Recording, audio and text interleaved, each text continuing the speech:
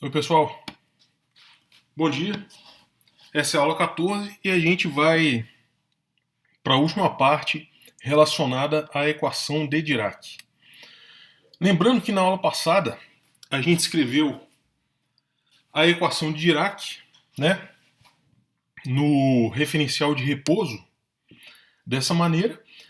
E se a gente utilizar a representação de Dirac, né, se a gente utilizar a representação das matrizes de Dirac e escrever o gama zero aqui, e a matriz de identidade 4x4 aqui, do lado do MC², a gente obteve essa matriz 4x4, que por ser uma matriz diagonal, os elementos da diagonal são os próprios, ela já está na forma diagonalizada, né? Então os autovalores são mais ou menos MC², e a gente viu que para a energia igual a MC², o autoespaço, né, o espaço gerado pelos autovetores, nesse caso também são autoespinores, né, são gerados por W1 e W2, esses vetores canônicos da base canônica, né, de R4, e para o autovalor negativo, menos MC², a gente tem o espaço gerado pelos autovetores, né, esses dois autovetores. E a gente viu também que na representação de Dirac, os projetores de energia eram definidos dessa maneira, e o projetor de energia positiva, relacionado ao alto valor MC² positivo, né, projetava esses espinores, né, neles mesmos. Enquanto o W3 e o W4, né, eram elementos do núcleo, ou seja, quando o projetor age neles, o projetor de energia positiva age neles, dá zero, né? E, analogamente, quando o projetor de energia negativa agia em cima sobre o W1 e o W2, eles davam zero, enquanto agindo sobre o W3 dava ele mesmo, né? Então essa é a interpretação. Esses os espinores W1 e W2 são espinores de energia positiva, e o W3 e o W4 são espinores de energia negativa. E cabe aqui uma observação da aula passada, né, que cabia à aula passada, que com esses projetores de energia, P mais e P menos, definidos dessa maneira, por definição, qualquer operador, qualquer matriz, nesse caso, que satisfaz a idempotência, ou seja, o quadrado da matriz é igual a ela mesma, é, por definição, um projetor, né? Então, por isso que a gente chama projetor de energia. Além disso, se multiplicando um operador pelo outro dá zero, né, da matriz zero, então, independente da ordem que a gente toma essas operações, então a gente diz que esses projetores são ortogonais. Então, os projetores de energia são ortogonais. Bom, nessa aula a gente vai introduzir o acoplamento entre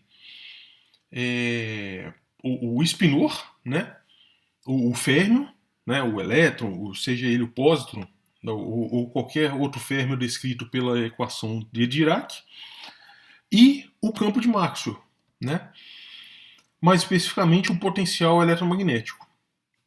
Aqui está escrita a lagrangiana da eletrodinâmica quântica, que é a lagrangiana de Dirac, né, cuja equação de Dirac é obtenível quando a gente toma as equações de Euler-Lagrange. Quando a gente toma as equações de Euler-Lagrange, né, a partir dessa lagrangiana de Dirac, a gente obtém a equação de Dirac, tanto ela, a equação de Dirac mesmo, quanto a equação de Dirac conjugada. E a lagrangiana de Maxwell, que a gente obtém as equações de Maxwell, né, que são as equações de movimento para o campo de Maxwell. E aqui, a novidade aqui é justamente o lagrangiana de interação entre as teorias de Maxwell e Dirac. Ou seja, existe esse produto escalar entre a corrente de probabilidade, né, a densidade de corrente de probabilidade, que é o psi barra gama mu psi, que a gente tinha chamado isso há 2 aulas atrás de J mu, e o AMU, que é o potencial eletromagnético. Tá? Esse acoplamento, a gente chama esse acoplamento de acoplamento mínimo, né? Ele é regido por essa derivada covariante, simplesmente porque ele toma, né, como eu já observei em aulas passadas, ele toma ele não toma ordens maiores de polo, quadripolo do campo eletromagnético. Tá? Então por isso que ele chama acoplamento mínimo. E essa lagrangiana total aqui da eletrodinâmica quântica, que é a lagrangiana de Dirac, a lagrangiana de Maxwell e a lagrangiana de interação entre as teorias de Dirac e Maxwell, essa lagrangiana é invariante por essas transformações simultâneas. Ou seja, o spinor, primeiramente, eu posso adicionar uma fase aqui no spinor de 4 componentes. Tá? Essa fase, em geral, ela vai depender da posição no espaço-tempo. Tá? Enquanto o campo magnético, o campo eletromagnético, o potencial eletromagnético, ele se modifica dessa maneira. Eu posso subtrair aqui uma derivada total e, se eu tomar ao mesmo tempo, a derivada covariante, né? Ou seja, a derivada em relação à coordenada x-mu, ela é acrescida desse termo envolvendo o potencial eletromagnético. Então essa lagrangiana, vocês podem verificar que ela é invariante por essas transformações simultâneas. Tá? Então esse daqui é o acoplamento mínimo, né? a introdução da derivada covariante. E, né, se a gente multiplicar por menos IH cortado, essa expressão para derivada covariante, né, então a derivada, essa prescrição de acoplamento mínimo, né, se eu multiplicar por menos IH cortado, o lado esquerdo aqui vai ficar justamente o momento, né, o 4 momento, enquanto o lado direito vai ser justamente o 4 momento, né, o operador momento em mecânica quântica, mais E sobre C potencial eletromagnético. Então, isso a gente vai utilizar para escrever a equação de Dirac com acoplamento mínimo. Né? Simplesmente isso.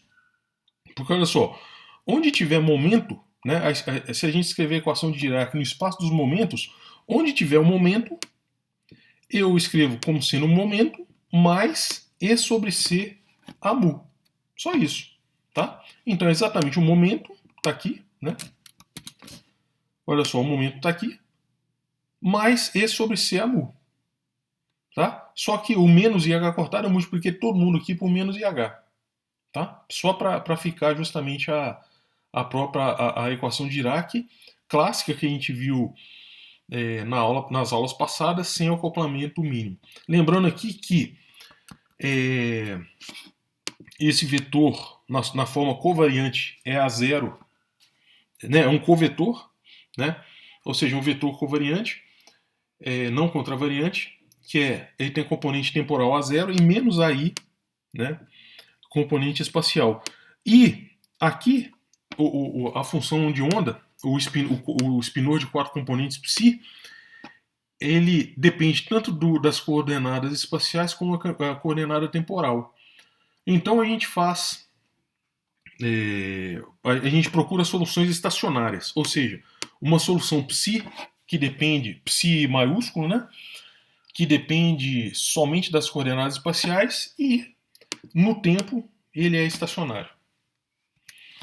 Na representação de Dirac, se a gente prestar atenção somente nessa parte aqui, matricial, envolvendo gama mu, aqui, ó, esses dois primeiros termos, IH cortado gama mu del mu, menos E sobre C gama mu a mu, né? Então se a gente prestar atenção somente nessa primeira parte aqui, né, e utilizar a representação de Dirac das matrizes gama, nessa parte, a gente vai conseguir abrir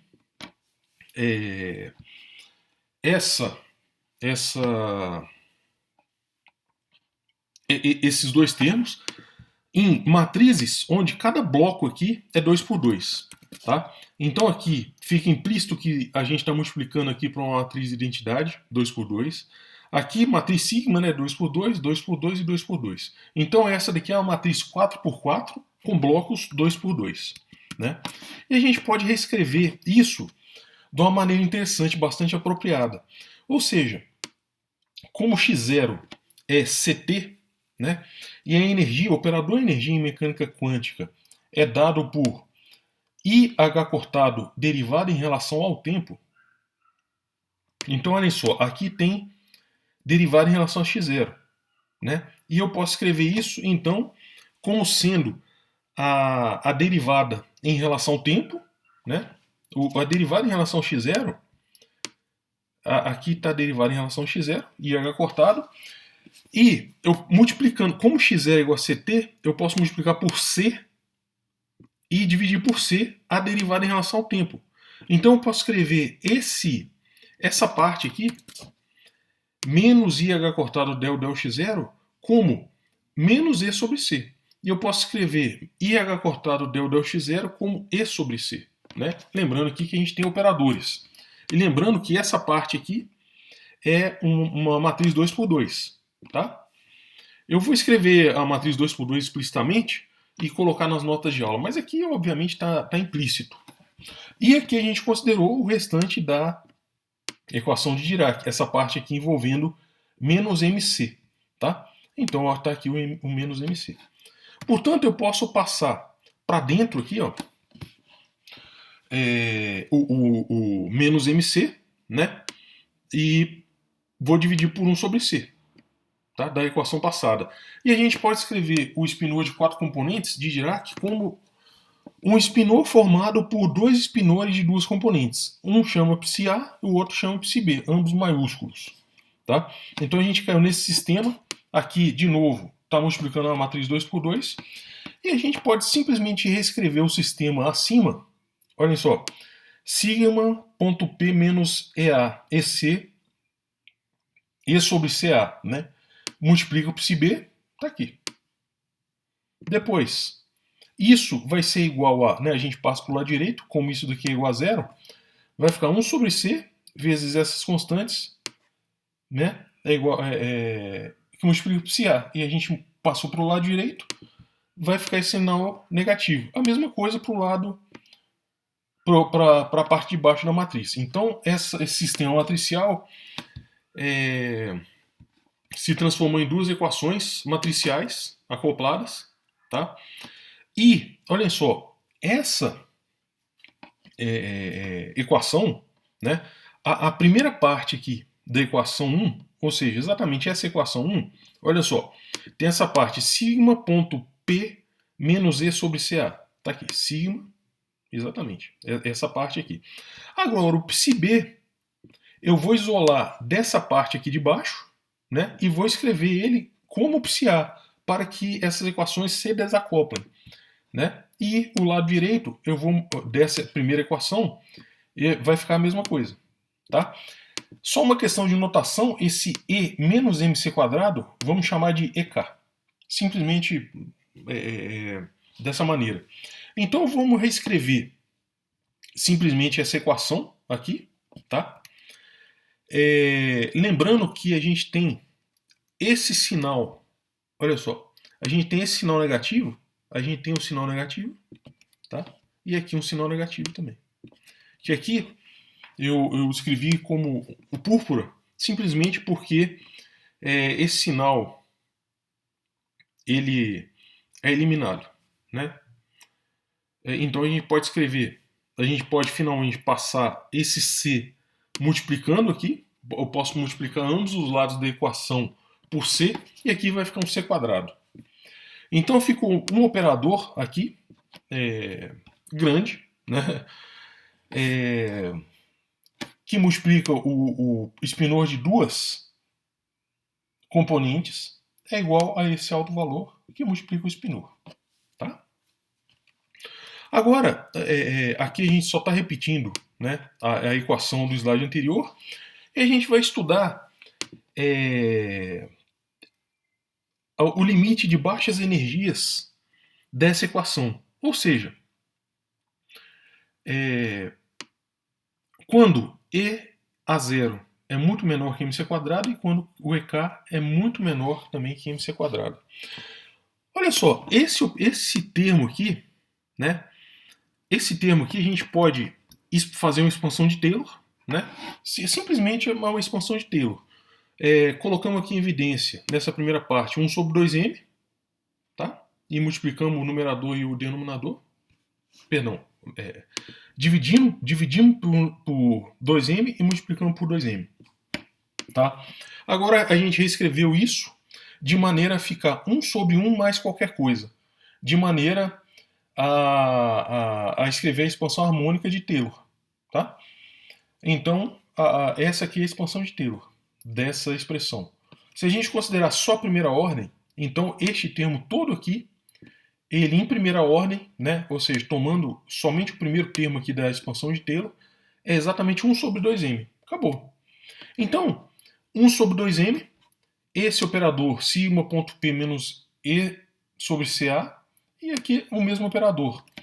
Então vai ficar 1 sobre 2m vezes esse operador ao quadrado. E essa é exatamente a hamiltoniana de Pauli Schrödinger. Schrödinger que a gente viu no comecinho dessa parte aqui de equação de Dirac, na primeira aula. Né? A menos de um potencial. Só que, como esse A0 é o próprio φ sobre C, então significa que o hamiltoniano de Pauli Schrödinger, que é o lado esquerdo dessa equação, esse operador ao quadrado, ele é igual a psi-A, né, que multiplica agindo sobre o 2 spinor, é justamente EK psi-A. Simplesmente isso. E a gente mostrou, né, que abrindo, né, equivalentemente, abrindo esse cara aqui ao quadrado, a gente mostrou explicitamente na aula, né, na primeira aula sobre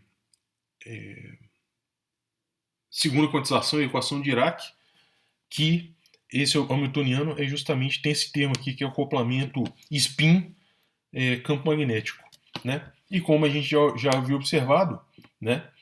Como esse A0, o A0 é φ sobre C, aqui a gente tem também um φ sobre C, ambos os sinais coincidem, então o psi-A é um autoespinor da hamiltoniana de Pauli Schrödinger, né? Nesse limite de baixas energias, com o alto valor EK. Agora, né, justamente se a gente pegar a expansão de Taylor, esse termo aqui é exatamente 1 sobre 2m, tá? E o psi-B, né, ele foi escrito em termos do psi-A, dessa maneira naquelas equações acopladas. Como a gente utilizou a expansão de Taylor em baixas energias, esse termo aqui é 1 sobre 2m, e esse daqui na equação 7 é o operador, e como o hamiltoniano de Pauli Schrödinger é 1 sobre 2m vezes esse operador ao quadrado, né? E como o psi-A é um autoespinor do hamiltoniano de Pauli Schrödinger com alto valor EK, portanto, este termo daqui, ó, este termo daqui, vai ser justamente proporcional à raiz de EK. Né? Por quê? Isso daqui, a menos desse termo, esse cara daqui, agindo no psi-A, é a raiz quadrada do operador de Pauli Schrödinger agindo no psi-A. Tá? Então, isso daqui vai ser um raiz de EK, e a menos dessas constantes, né, o raiz de EK ele é proporcional à velocidade da partícula. Então, a componente psi-B é proporcional a V sobre C, componente de psi-A. Tá? E, portanto, no limite de baixas energias, ou seja, quando a velocidade é muito menor que a velocidade da luz, a componente psi-B é suprimida na aproximação de baixas energias. Ou seja, ela é chamada de small component. tá? Nessa aproximação.